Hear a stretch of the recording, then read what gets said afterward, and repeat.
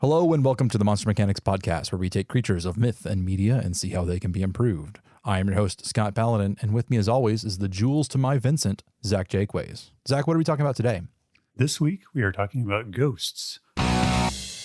Yeah. So ghosts are, as you pointed out before we started recording, like they are probably the most widely believed in creature that we're probably going to cover here. Possibly only rivaled by Bigfoot. Lots of people seem to believe in Bigfoot, but I think even more believe in ghosts. Yeah. Ghosts are like an after image or spirit of dead people that still inhabit our world.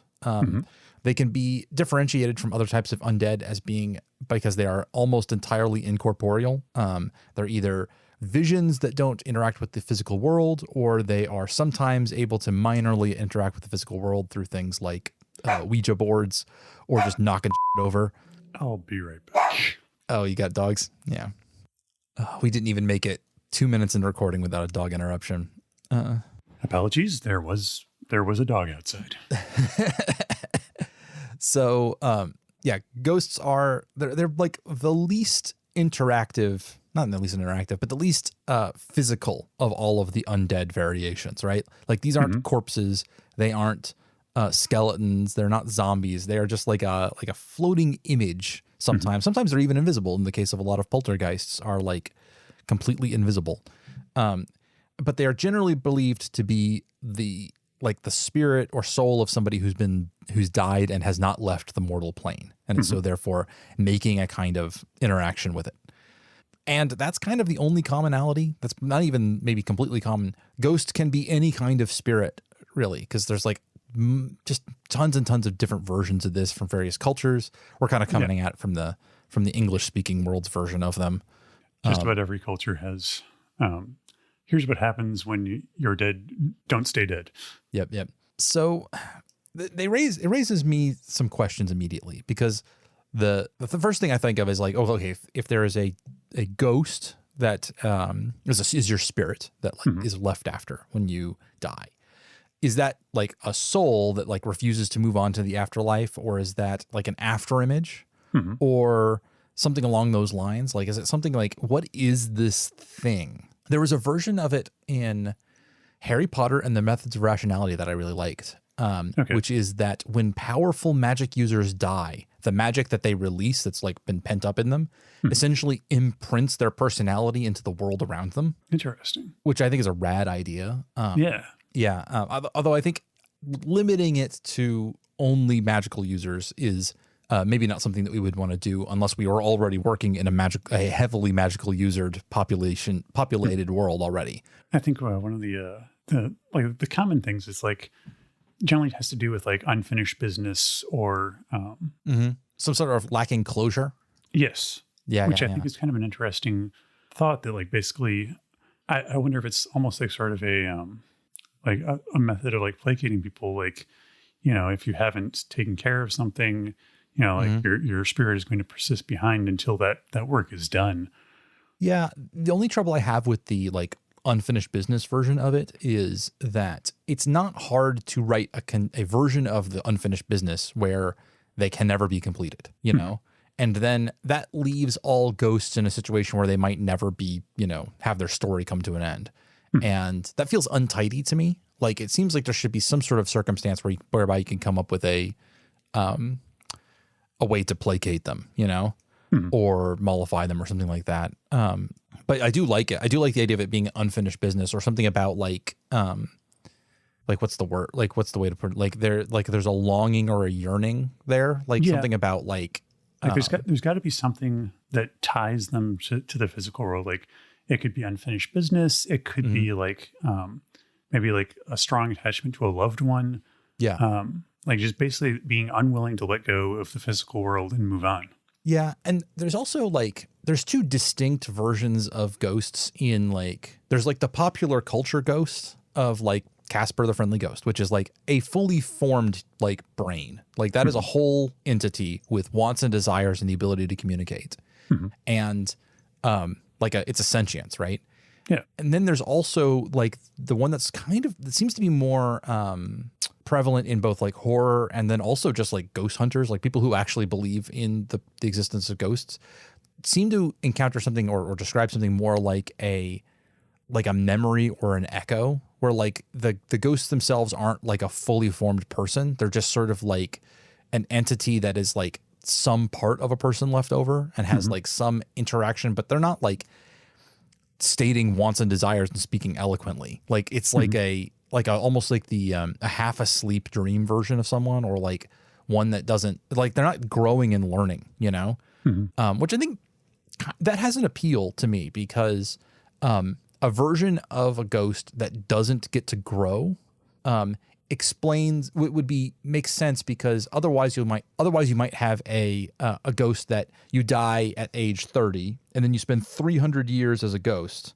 Well, like, then most of the time that you've ever had has been ghost. Like 99% of your time as anything is a ghost, which, like, wouldn't you have all that time to like read and learn and become like really, like, you'd be like an old wizened master at that point. Like, I mean, to me, that's almost like a more interesting take than like that sort of snapshot of a person just stuck in time. Like, in a world with ghosts, that's a very interesting way to pursue, is like someone who has, you know, time to learn and grow without being tethered to mortal needs. Right. At which point that becomes a full blown afterlife, right? Like, this is a version where you die, but instead of going to heaven, you just stick around and bug the people who are still alive. There's also, I'm reminded also of the version of ghosts in Terry Pratchett. Specifically. Yeah, you'll have to refresh my memory.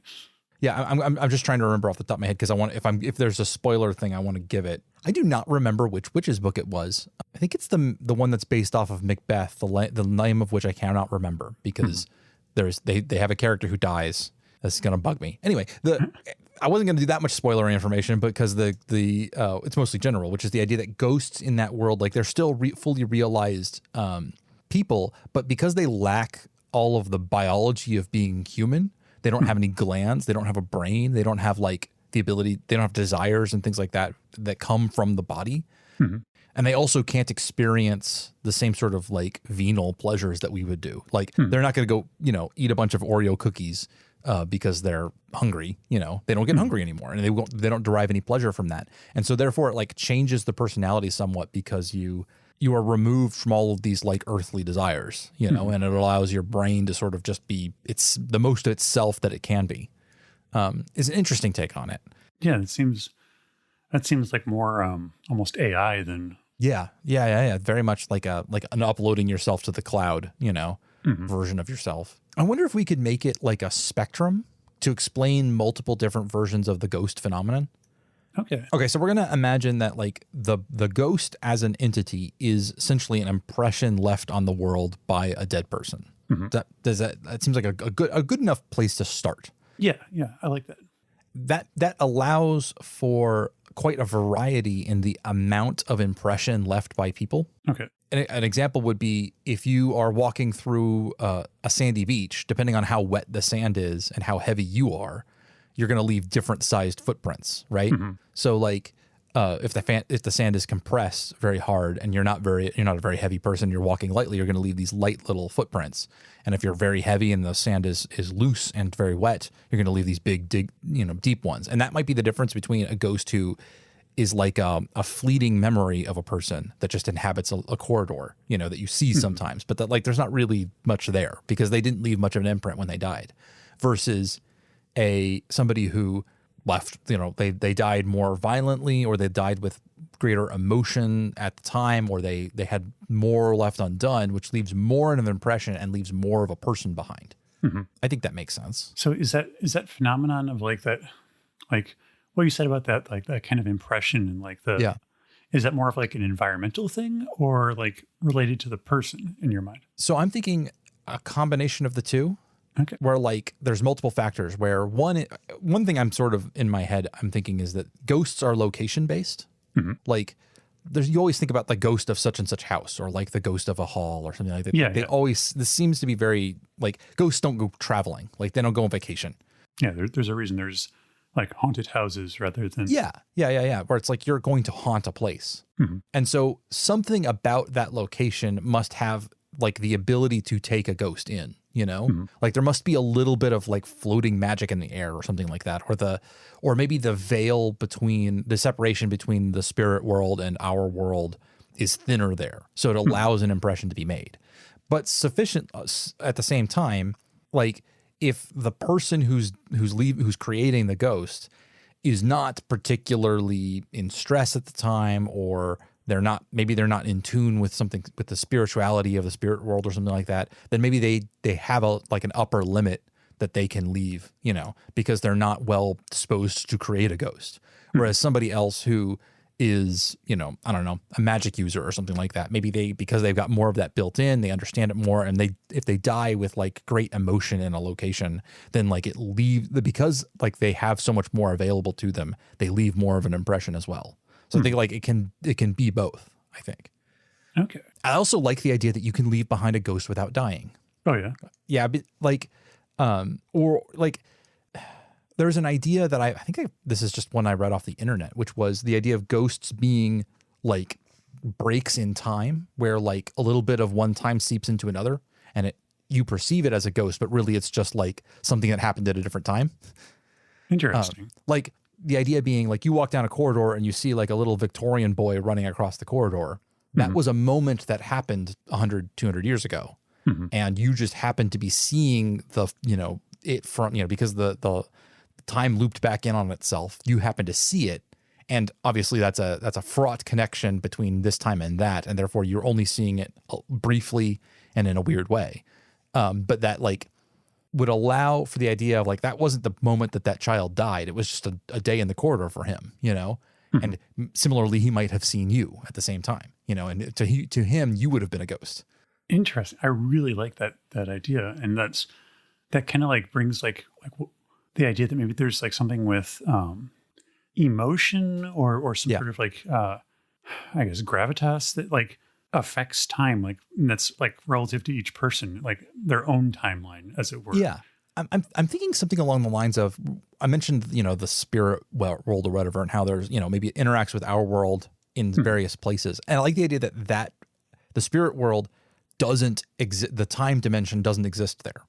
Okay. You know, and so things all happen all at once within the spirit realm. And so that when it interacts with our timeline, that happens in very weird ways, you know? So you could meet your own ghost because your ghost that was created after your death, perhaps, happens to be interacting with the world in a weird, jumbled, mixed up way, whereby it is to, you know, the ghost will be created in your future, but because the spirit realm doesn't have time, when you interact with the spirit realm at some point, you meet the version of yourself that was created by your own death.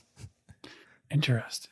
See, like I like kind of like there's like this sort of metaphor or simile that's been kind of forming in my mind as we've been talking about this, and like that, like the fabric of time or reality, like being affected differently by each person's soul, and like a person with a very rough soul or something might have. Hey, I'm talking here.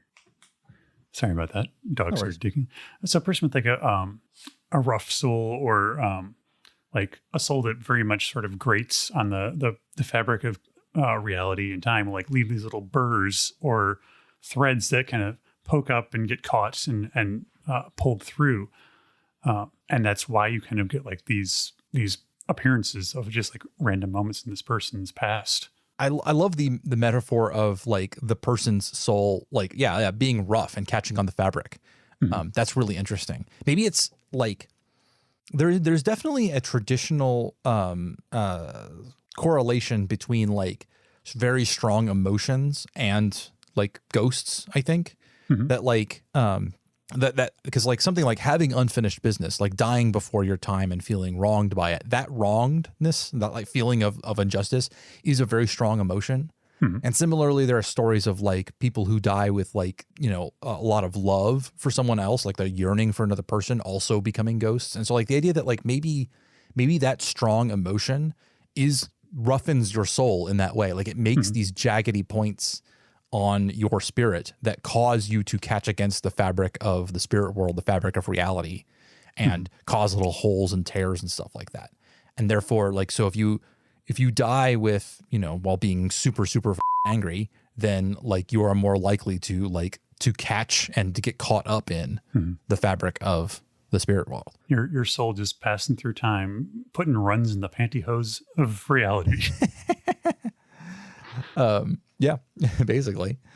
That's cool. So that's a pretty bare bones version of like creating ghosts, right? Like it's okay, well, it's impacting upon the fabric of the spirit world, the fabric of reality. I'm thinking like, I call it the spirit world, but I think it's like the spirit substrate of our own universe, right? Like it's innately caught up with, it's like not really separate. It's just a field that is part of our own world. I wonder if there are interesting interactions that we can talk. Like we already talked about the idea that maybe you could create a ghost without dying, that like if something particularly traumatic to you or causes you to have lots of emotion in the right place at the right time, that spirit realm is more active to you or more accessible to you. You could leave behind an impression and then you leave and that impression stays in that area, even though you leave off from it. Are there any other ideas like that we can think about? Like, well, I mean, like going back again to that sort of fabric thing, like I'm sure the fabric of different places is like, sturdier or thinner. That's a pretty common trope. It's like, oh, the veil is thin here. And yeah, in this case, the veil is a little more literal, I guess. I'm trying to think like, how can you identify somewhere where, how do we identify, is there a commonality for where these breaks in reality might be? Like there's a waterfall more likely to be a narrow place between the spirit world and ours than say, I don't know, a forest or a clearing or something like that. I mean, like you could have it partly just be like based on the people who have been there in the past, with their area, like their souls kind of abrading the area a bit. Oh, so like at a place where people have had strong emotions in the past creates these areas of thinness. If it's people that create these things through their emotions, creates these thin spaces. That's interesting. I also really like the idea that the old idea of the fairy circle, or I'm not sure. Excuse me if I get this wrong, but like a lot of times stone circles where people erect cairns in an area are associated with like the Fey world and stuff. And I like the idea that maybe those were put up specifically because like the locals identified one of these thin areas, one of these areas where these things are likelier to happen than anything else, and are like specifically trying to ward people off from it, Yeah. Okay. I was thinking about Will-o'-the-Wisp too, where like that you could rope them in as well, where that's just an impression that had been made that people are seeing sort of from a distance, so they can't make out exactly what it is, but it's like a glowing light in the forest, as the memory of something that had happened before. That's kind of another interesting idea, is like if we're going with the idea that like the spirit world is all place or like all times at once, like if what you're seeing there is like a glimmer of yourself, and so the way like everyone's like, oh, a will-o'-wisp will lead you to your death, is because like you're seeing these glimpses of this will-o'-wisp like moments ahead of you, like in time. Oh, that's crazy, where it becomes a self-fulfilling thing where you're following the thing that you think is leading you somewhere, but what you're actually doing is following your own after image being projected backward in time. And if you hadn't have spotted it, you wouldn't have died. That's really cool. That's rad. Yeah. Yeah. I like that. I like that a lot. Yeah. Okay, cool. So is there a way to exploit this? Is there something we can think of? Because both of us have that kind of brain. We're like, oh yeah. No, my mind's already been sort of turning that over. Like, yeah. If someone has the option of like creating a tangible enough, like ghost of themselves that they can then interact with, or a ghost of someone else that they need information from or something. I love the idea of, like somebody who has, God, this is dark. Excuse me for this next thing that I'm about to say, but you've got the creepy stalker guy. That is the character we're starting with. All right. I'm glad you're going this direction, because my mind already jumped onto that as well. Okay, go ahead. So you've got the creepy stalker guy who's in love with someone else, and he brings them to one of these narrow places and does something to cause them to elicit a lot of emotion, probably scaring the shit out of them. causing them to leave behind an image that when they run away, that image is trapped there for him to experience and enjoy and interact with, because he's trapped their face there basically that he can watch. Oh yeah, that's horrifying. Yeah, that's creepy as hell. I love that. That brings up an interesting story, like or adventure hook, where like a party is tasked with like dealing with this ghost that's been terrorizing people, but they get there and they find out that it's this woman or some other person who's been trapped here by this stalker person. Yeah. And they want you to deal with that person and put them to rest, or to not put them to rest, but put them down. Yeah. They want justice, right? Yeah. Like they can't leave until this has been put right. I like that. And in that case, maybe the thing where I was talking a little bit about how there should be a way to put it right, you know? And maybe it's like, you don't always have to like fulfill a quest that way. Like you don't have to always, like you wouldn't necessarily have to kill that dude. Because what if you come across the lady's ghost and it's 200 years later and that dude already died of natural causes as a fat, happy old man 100 years ago? Like there's no justice in the world there. And instead what you have to do is identify what the emotion was that caused her to become trapped here. So something like fear, right? Because that was the emotion that caused her to become trapped. And then what you have to do is find some way to negate the fear, to like, you know, like basically therapy for ghosts as a way to like exercise them, you know, or like, no, that actually, I love that idea. Yeah. Like, where like it's about going in and making a connection with the person and like bringing them down from what is essentially a 200-year long panic attack, you know, and like talking them through it. That's a cool moment that would also be really fun. Yeah. Where you don't have a world with quite as many ghost hunters as you do ghost counselors. Yeah. That makes me think a little bit about the idea of a medium, somebody who is more attuned to experiencing ghosts because maybe they're a little bit like an antenna. Like they've got something about their personality allows them to be in tune with the spirit world, and they interact with it more easily. Maybe that, and the default way that a fantasy writer would do this is like, oh well, it's biological, right? Like it's genetic, that like your father was a medium and therefore you will be too, which I think is played out. Yeah, I'm tired of genetic based anything. Yeah, F that. But I do like the idea that it's lineage. It's just who raised you instead, which gives you some shade of it being I come from a long line of mediums, but it's because each of us were raised in such a way as to become a medium, right? And which means that you could adopt somebody as a baby and raise them, and despite the fact that you have no blood relation to them, they would grow up with the same proclivity that you might, just because of, and it could be something as simple as like, you know, like how you look at the world and like the questions that you ask about the world around you, you know, like paying attention to these things. And like, it could be one of those things where maybe the average person has been taught sort of forget the spirit world, like don't pay attention to it because it's freaking dangerous, right? Like in this world we're talking about, if you follow a will-o'-the-wisp, you might literally die. Yeah. Whereas if you had ignored it, you would have gone off. Whereas mediums might be the kind of people who are trained to look for that. And then like, you know, they know the rules about like, well, if you see the will-o'-the-wisp, don't follow them, you know? And like, if you see this, you know, if you see another kind of spirit, here's what you know to do, you know? So it's about how you interact with them instead.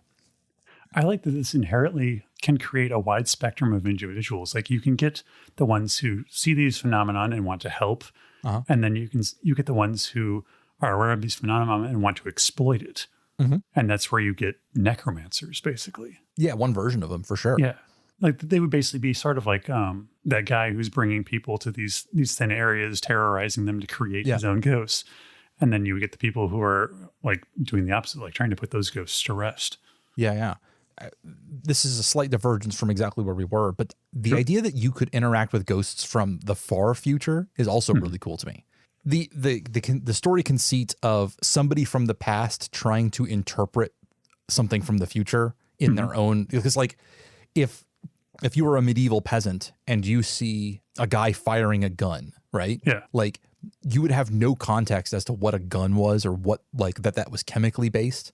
And so like I love the idea of like some of the like visions and creatures of the forest, the dark things in the forest are visions of the far future.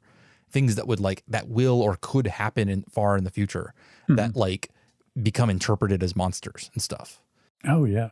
dragons as planes as dragons, or like tanks as chimeras or stuff like that. Where like you see a thing happen and you go, oh, that's, And because we've established that like ghosts can interact with the world, like those are still dangerous to the people, like in this time, even though they have no context for it. Yeah.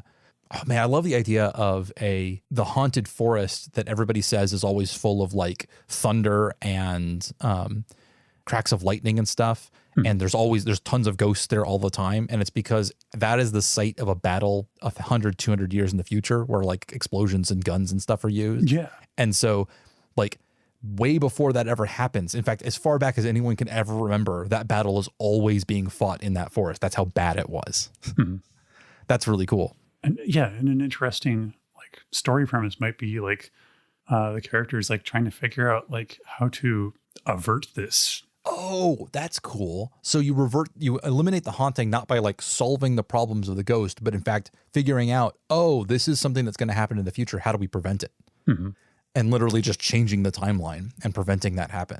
Yeah, that's really cool. That's a rad adventuring hook actually for some like level 4, D&D. You have them interact, your party interact with with these ghosts, and then also like the nations of the area are preparing for war, and they're probably like, you start like setting up, you give them enough clues to figure out what's going on, and then you realize that it's going to be this massive battle that you need to prevent, and then like the moment that you get like one or both of the opposite leaders to the bargaining table and they start negotiating about it instead, the whole place stops being haunted because they've averted the future timeline. That's rad.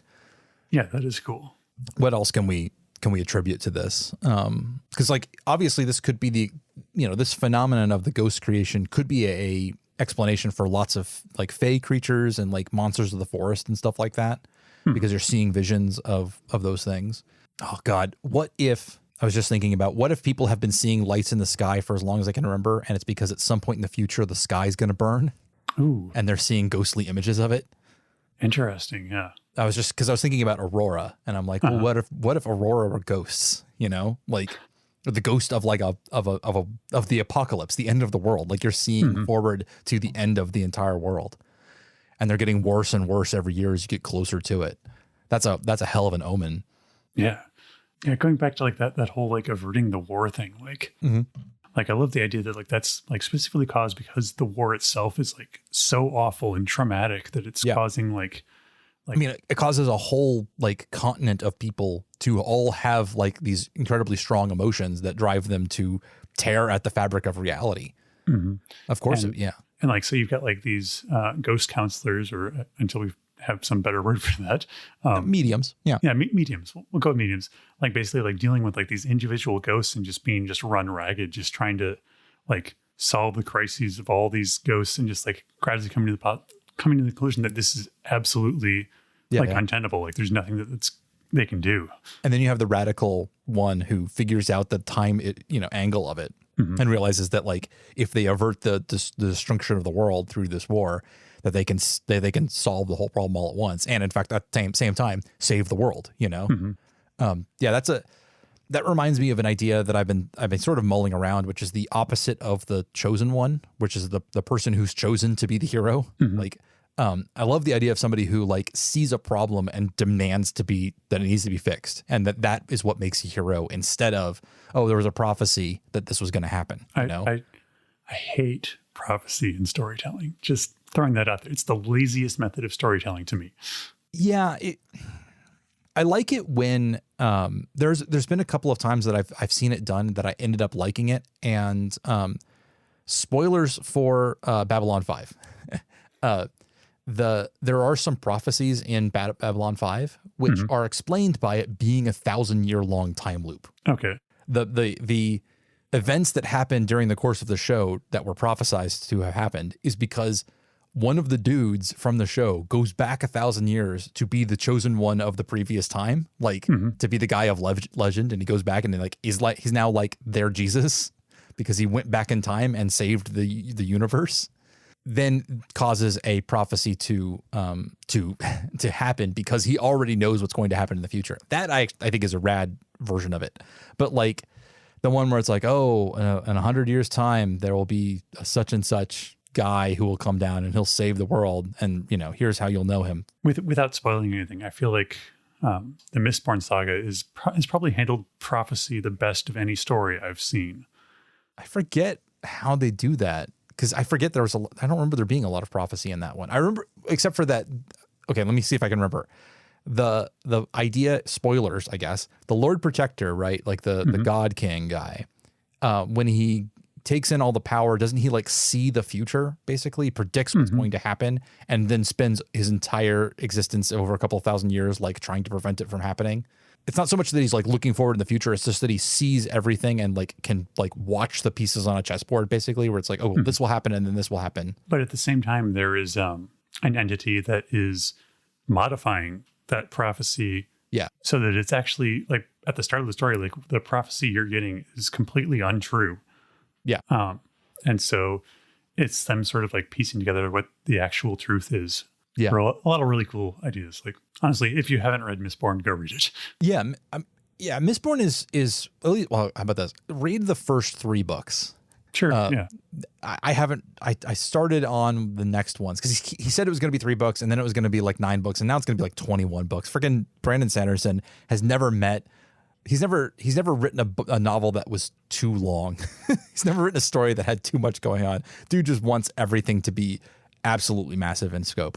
I do think that there are, that the first 3 Mistborn books, the original ones that focus on Vin, are really, really fantastic world building. And also, like, the magic system that's in Mistborn is like a masterclass in like how to take a simple idea and make it hugely powerful through exploitation. Like smart people using their powers to in interesting and fun ways is like how everything in that world works. And it gives the impression that nobody is just sitting around on their hands being like, I've got this useless power, I guess I'm gonna like just deal with it. No, like they figure out a way to make it useful. And then sometimes that becomes the most powerful one of all. Like that's fantastic. I love that. Oh yeah.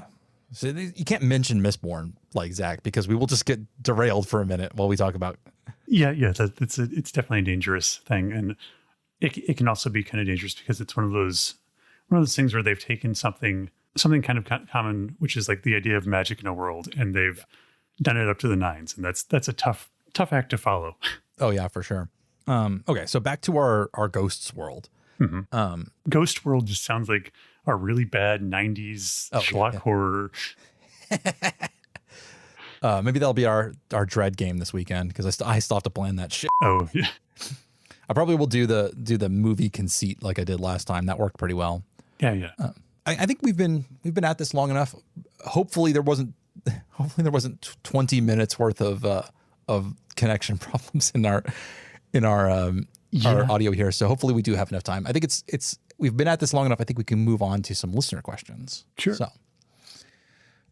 forgive me if I can't quite remember which one of these we've covered. So if I ask you one and you go, hey, I think we've said that, then remind me. All right. So KJ at Lunar Burritum asks, which monster gives the best hugs? The best hugs. So I'm gonna pull owlbear, a literal bear hug, right? But then also fluffy owl down at the same time, which I think is a winning combination. Yeah. I think you're onto something there. I think as long as you don't mind all your bones being crushed to pulp. Yeah, that's true.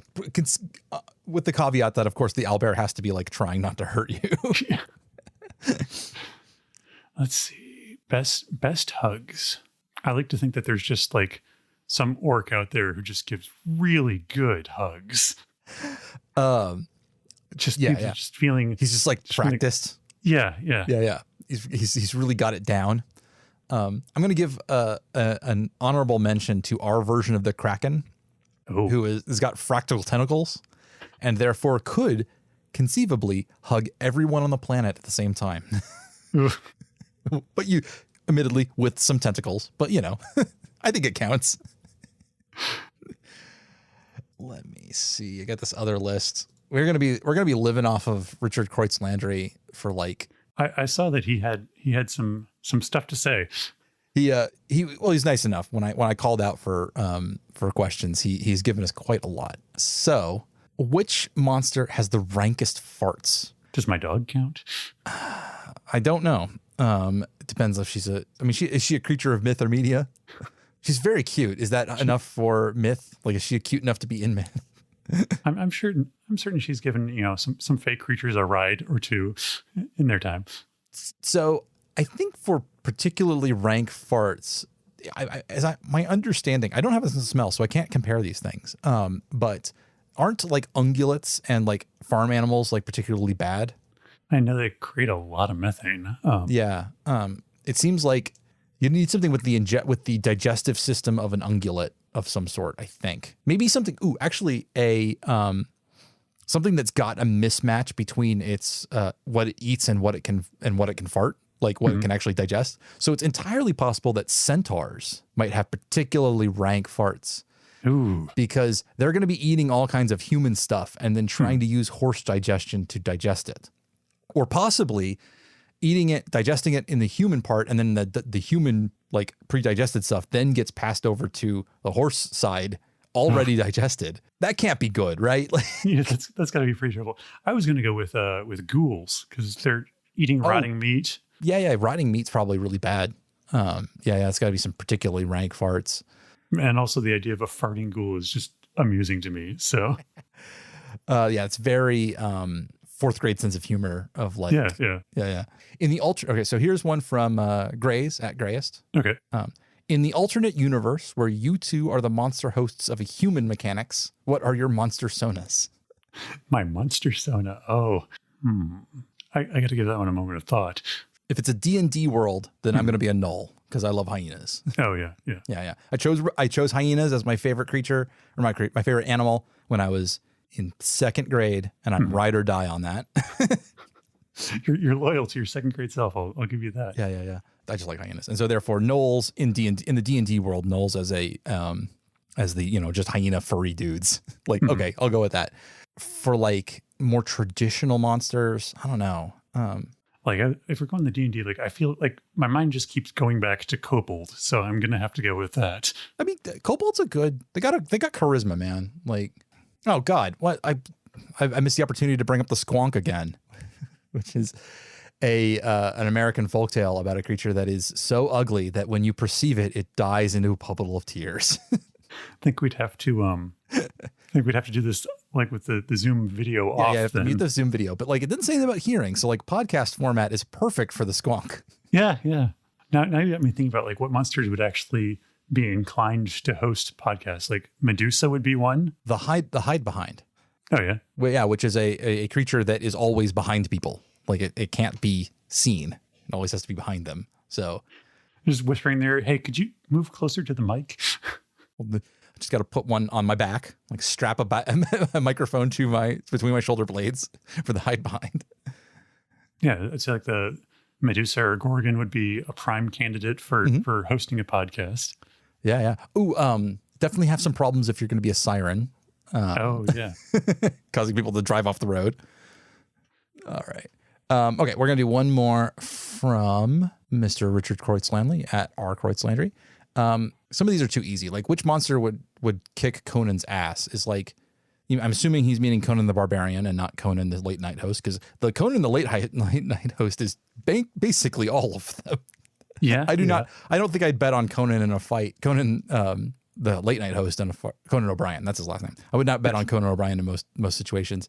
Conan the Barbarian is obviously a barbarian of high rank, so you need something with a CR value of what, like probably 20 plus. Don't or something immune to physical damage. Oh yeah, there you go. Because if you're assuming that Conan doesn't have magical weaponry, then like he's not going to be able to attack vampires. Yeah. Just go for a high CR value creature that is immune to physical damage, and I think you'll be able to take him down. Which monster should be in Smash Brothers? Which monster should be in Smash Brothers? I feel like you got to go with like Smash Brothers is all about like taking those iconic characters from each of their IP. So I'd say probably like if you're going from the D&D side of things, you probably either want the Beholder or an Illithid. Just to get those classic D&D monsters I think the Beholder would be an interesting one to pull in because of the like beam attack thing. Like you could have a whole like ranged game problem, and you have a really good you'd have really good air recovery because like they float, right? So You kind of pull in the Jigglypuff mechanics and yeah. But the one I would pull is Dracula, specifically Castlevania Dracula. Oh, Because like classic, you could not find a more classic monster than Dracula, and it's already from video games. So like, there's a whole legend, you know, there's a whole. I mean, you've already got Belmont in there, anyways. So. Yeah. So it's like all you have to do is pull in his villain, which they've done before, you know. So I don't know what kind of game he'd have, but I do think that he'd have some good sound bites, you know. What is a man and all that stuff. So all right. Well, in that case, if you have questions for us, you can tweet us at MonsterMPod. And other than that, we will see you in 2 weeks. All right. Until next time. All right. Bye. Bye. Monster Mechanics is produced and edited by me, Scott Paladin, and hosted by myself and my best friend, Zach Jaquays. All of the ideas generated during this podcast are released under a do what the you want public license.